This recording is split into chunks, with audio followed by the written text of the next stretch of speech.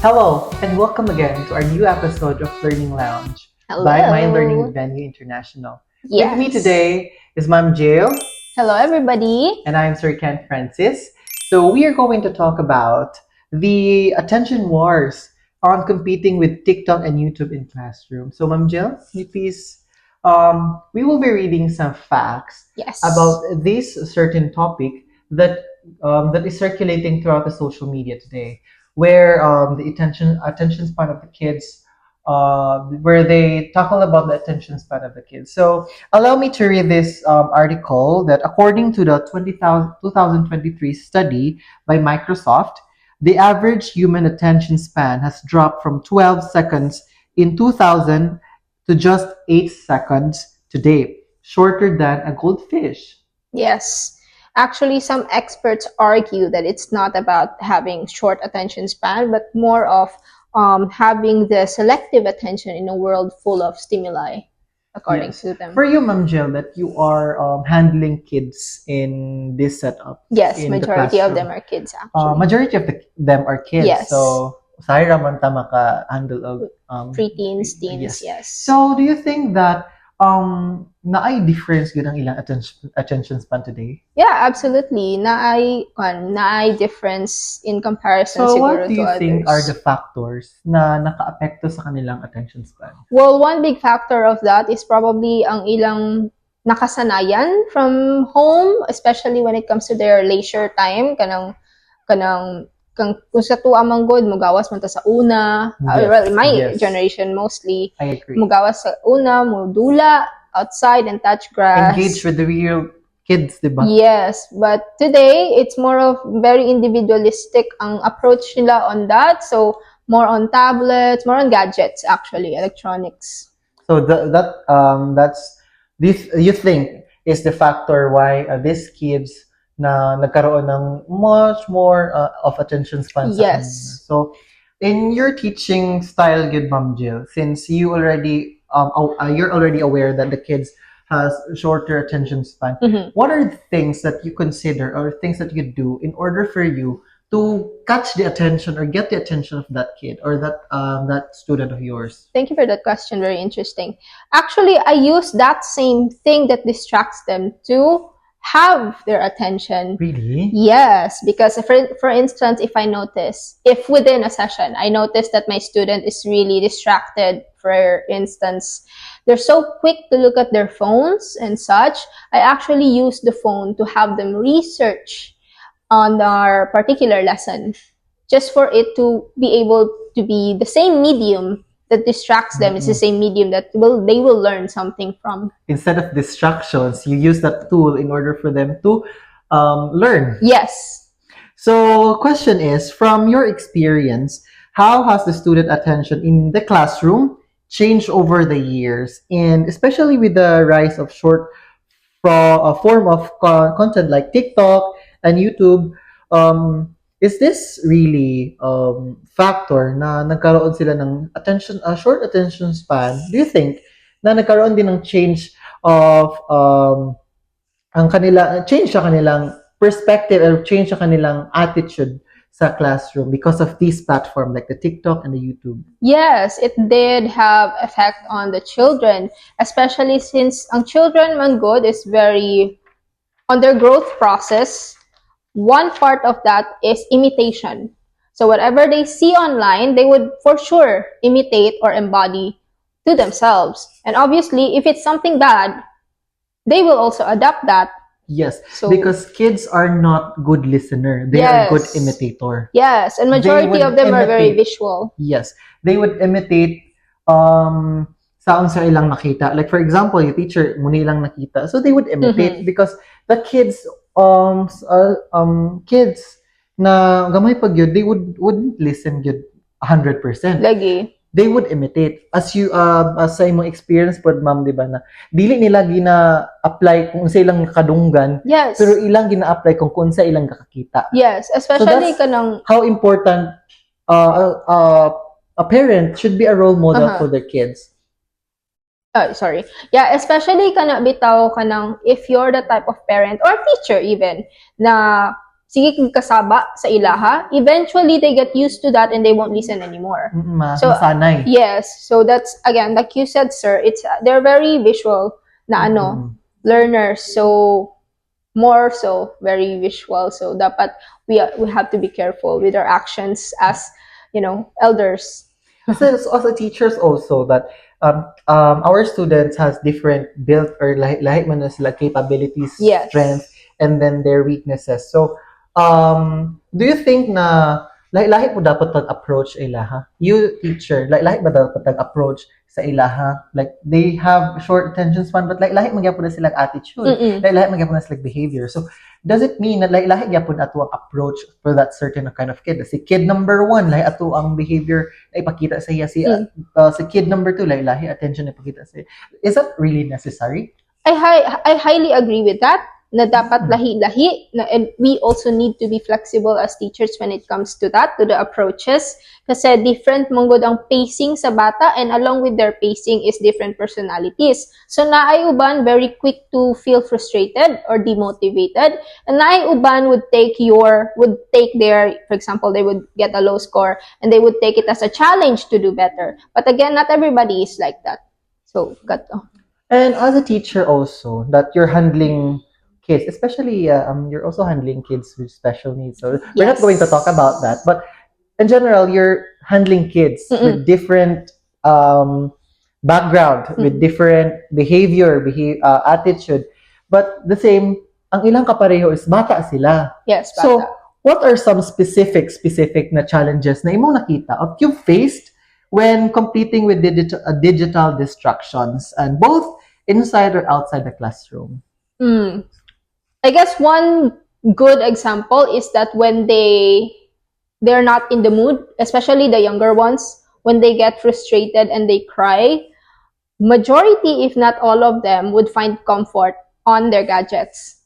So if in case you don't have that access or resource, it's kind of difficult. I'm not gonna say impossible, but it is more difficult to try and calm them and have them, into a good mood, rather than having the tablet there or phone. So, ma-change ba na nato, ma'am, ang ilang attention span? Yes or no? Like, I'm very kanang curious bitaw gyud kay.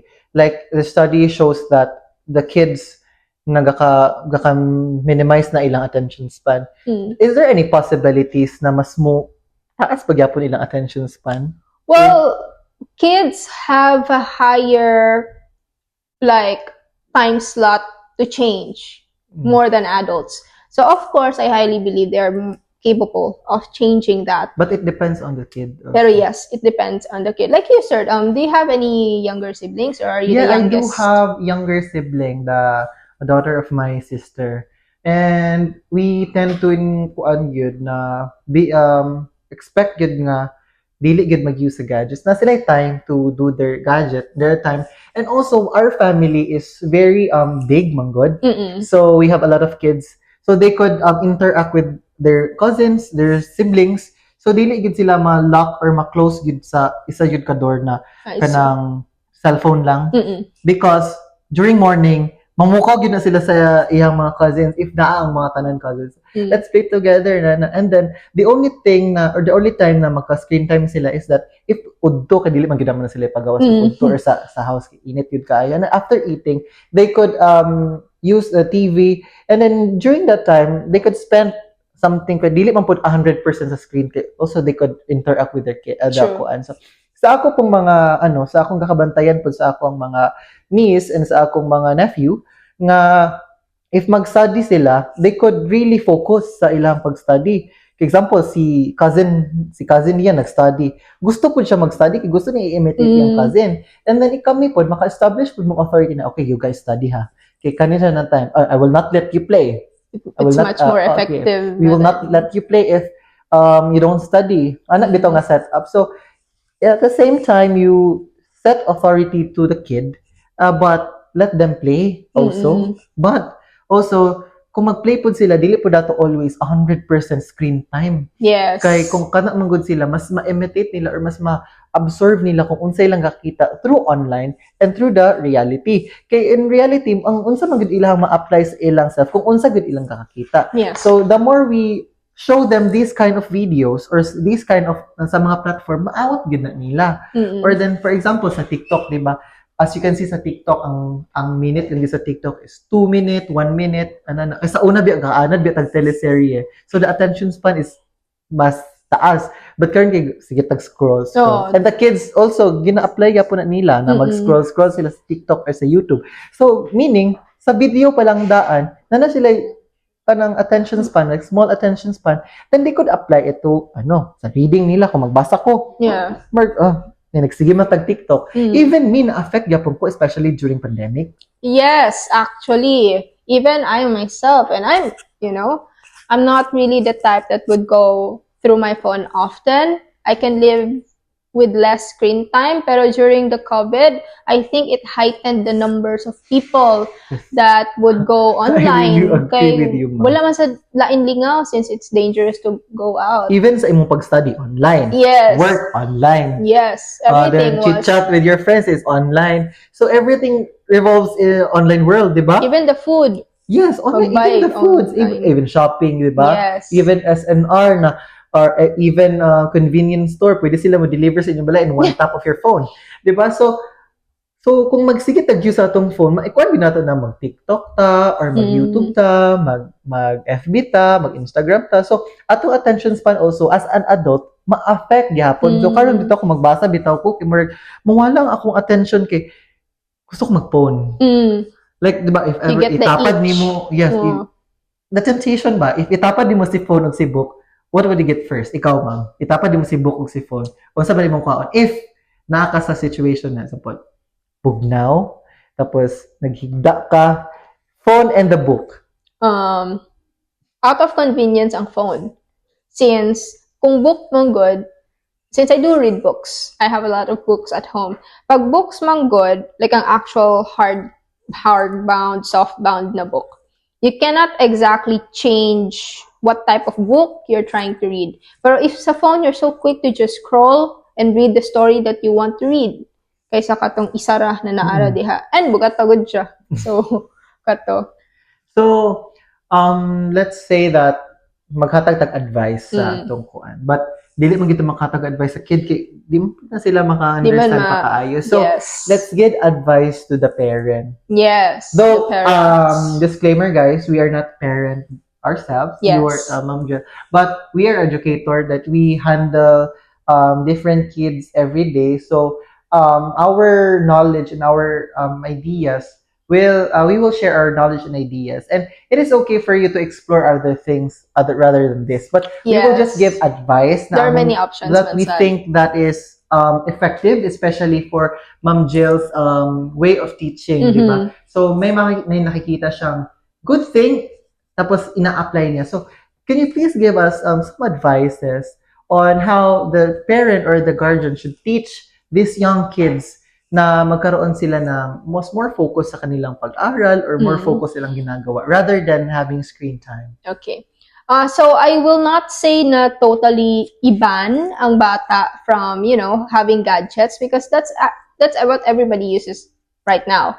Pero do always emphasis on supervise them in using their gadgets, because it's very dangerous on the things that they would probably be curious enough to try and search.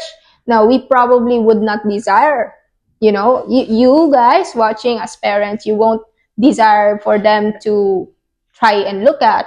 And again, there's a lot of dangers along sa paggamit og internet. So, kato, supervised jud. So as a parent, it is our their responsibility, and as a teacher, our responsibility also. If si student nasa classroom and si student nasa house, it is the parents' responsibility to supervise the student's behavior and also to follow up, supervise the activity of the student. Like for example, if sa phone si kid or si ilang children, so they need to supervise. They need to check the history of the kids. Gibuhat niya sa iyang phone, sa iyang or sa iya gina-supervise yung sa gina-watch sa bata, like dili naman gyud sa kanang bad things na makita, but sa unsay maawat sa bata bitaw. Yes. Like for example, like kanang unsay ginakaon, Yes. kay kung mas makita sila, mas magkakaon sila mukbang bitaw, mas mukbang sila Mukbang, and then- burgers, makaon sila fries, they would not kanang ma-feel nila na vegetables ang kuan kaya na so i-teach ba nato na though moderately lami man gyud ang mga fast food, Yes. but that all the time dili man gyud nato di ba na malikayan gyud na dili gyud always Yes. hand-on dapat. So we need to teach the kids to also look for the healthy options, di ba? So as a teacher also, that if the kids are still in the classroom or in the classroom, so it is our responsibility also to supervise the kid na magkaroon din sila ng safe space, and also they would explore something na would create or would practice their skills and their academic their capability as a student. Di ba, ma'am? So, Yes. ikaw sa palagay mo, ma'am, if the kids or the student na malaki na yung edad niya pero yung attention span niya is maliit pa rin. So, what are your advices? Or ano yung makikita mong way on that kid na magkaroon din or to improve, not to change, but our goal is to improve, not to change directly, di ba? So, how are you able to give some kana bitaw improvement sa kid ba, like naanad siya ani na butang, naanad siya og anang sige siya phone, but then gusto na gid siya maka-learn bitaw, gusto siya mag-read na gyud. So what do you think are the best way para ang kana siya na bata is to have kana bitaw interest in other things rather than sa iyang phone? Well, yeah, in relation to interest, maybe it's also a good thing if we try to find out the interest of the kids that we are teaching, because then we could actually incorporate that on the way we deliver the lessons para i-hold intact ilahang attention during the lesson. And if that happens successfully, they will effectively be able to absorb what was But taught that to would them. not happen overnight. Yes, it will not, definitely. But we need to practice that, and then we need to be consistent enough. Yes, Para slowly. mas practice niya. Just like playing or playing an instrument, di ba? So if we will start playing piano today, we will not be as good as other players good na kuan pagkaugma. Yes, we will So, not be we legends learn overnight. Few things, but that overnight dili man ginato ma-learn na siya ahead diretso, di ba? So let's not talk about students now. Let's talk about teachers. Do you think teachers have small attention span, ma'am? Gakagamay na ba ang attention span sa teachers? Okay, sige mo ingon si student na gaka-small Yeah, ang sige lang, attention span. students. But we teachers, dili naman gyapon si students ang ga-cellphone. Yes. Dili naman gyapon si student ang ga-TikTok. Dili naman gyapon si student ang ga-YouTube. Mm-mm. Do you think that naagya po yung effect ang social media or the social media platform sa teachers sa ilang pagtudlo o gakagamay pagyapon ba ang attention span sa mga teachers? Well, I wouldn't say na nakagamay siya per se.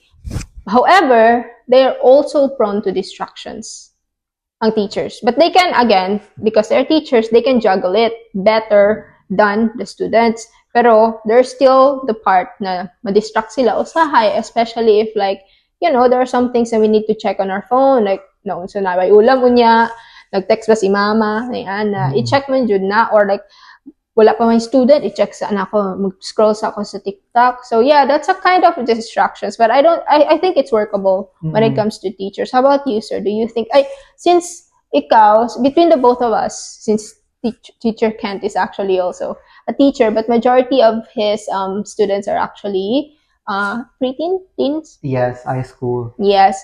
So what do you notice to yourself, since mas manageable naman good ang mga ingana nga ages? Yes. So you have more time for yourself. Do you think you are part of that? Like before, as what I've said, before yun bam atong pandemic yun. Before pandemic, pre-pandemic, Yes. I really love to read. I have plenty of books na gina-read yun na ko sa house. And also, I used to watch movies and then series sa YouTube. But then kana siya na series mahuman gyud na ako for 40 minutes. So while reading, pwede ko mag-listen og kuan. But when I started doing TikTok and then the reels bitaw sa YouTube, my attention span got smaller. Kay I can't finish watching movie na, ma'am. Easily bored na kami Mga midway. ka-easy, ma-bored na ko. I can't finish watching movie. Tapos, if I find the book boring, I would stop reading. If I find the book interested, I would finish the book, of course. But if maka-find bitaw sa una manggod, bahalag boring si book. Kaya lagi ni Merg, masyado pa lagi ni Merg. Napakay ma-discover sa next chapters. Karon gibam. Wala Down. na. And then sa akong pag-teach po also, but I am trying my best not to distract myself in teaching. Kaya kung si student distracted na, ako pag distracted na, so kami daw ma-distract. Wala'y mag-happen. Wala'y ma-happen. So I tend to stay away my phone from me. Nga, especially kung mang laptop ko, gina-practice yun na ako nga, mas mo ano yun ko, mas,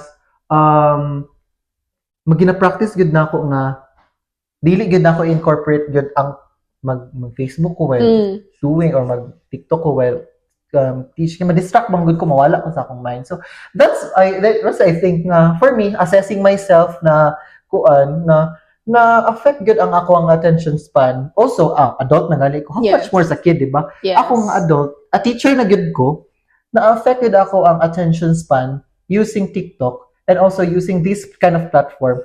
So, I think you also, magyapon ta, di ba? Na ma-affect yapon ta. But we teachers are trying our best to, bitang apply, not applying our, kanang negative things na ako nakuha bitaw towards our students. Kay, if we will teach them, mapawat yun na nila. Yes. So, that's for you, di ba? Yeah. Kasi in relation to that, audience, if you didn't know, most of our reports are actually done online. So obviously, there's always a need for us to be facing our gadgets, our phone, our tablets, our laptop. So, naadjud chances na ma-distract me. Like, when kapoy pa man, wala pa may student, tanaw sa ko again, like that, situations like that. Very easily tempting na vacant time. Yes. Kanang especially medyo na-overwhelm bitaw me sa mga like on this session, medyo na-overwhelm me, so mag-take time for ourselves, and obviously a part of that is just scrolling our time away sometimes. So makwan jud mi ana kanang ma-distract me. But again, it's much more manageable since we are old enough to, be able to juggle that in our time in comparison kung kids kasi very kon mo good ang mga kids, So if something catches their attention, it's really hard to pull them out of it. I really find this topic very interesting, good. Yes, me too. I realized that di lang yung bata yung naapektuhan ng attention span. Even adults, and even teachers. Even us. So we need to be aware that these kind of things are happening. Yes. And these kind of things are anang gakahitabo gyud siya in reality. We parents or you teachers, may dili mo ko apektado ana, pero even our dear audiences should be pretty deep inside our hearts we are affected. We're apektado gyapon ta. And kung kabalo na kita na assess na nato sa apektado ta, we need to take actions na dili pud nato ma-apply sa atong kids, take a step back. Yes, take a step back. Assess. Yes. Assess and also doing your best na to be an effective teacher gyapon despite of having a small attention span. But now I'm trying my best to really do my 100% thing to teach the student So thank you so much for this topic. Thank you so much too. I really enjoyed and also get a lot of information or things from you, ma'am. Yes, especially that you are kanang teach kag mga gabata si ako manggod ka ay akong attention kay more independent kay si student or independent sila, though they still dependent on some things, but some the topics they're dependent na magyapon, so need na lang tag supervision. So like you always go good ka sa basic like from pencil, guiding them in writing, diba? Guiding them in writing, in reading, started reading. So like it as attention span. So I need to ask from you nga mas nakasabot bitaw gid or mas naka-experience bitaw gid og bata. So, yeah, thank you so much for Thank you so much. So, Pod. thank you so much for your time, Ma'am Jill. Nga. We're able to share your experiences and we're able to give their audience some advices, piece of advices na ilang mag-get, pwede po nila ma-apply po sa ilang kids and also sa ilang mga students. So, thank you so much for listening and I hope you've learned something today. And if you find this video interesting, please don't forget to subscribe and like our video Yes. to our social media platforms, My YouTube, LD. Facebook, and Instagram account, and My Learning Venue International. Thank you so much, and God bless you all. Goodbye. you. See you in our next episode. Hope you learned a lot, audience. Yes, thank you so Thank much, you. Mom. Thank you so thank much. you.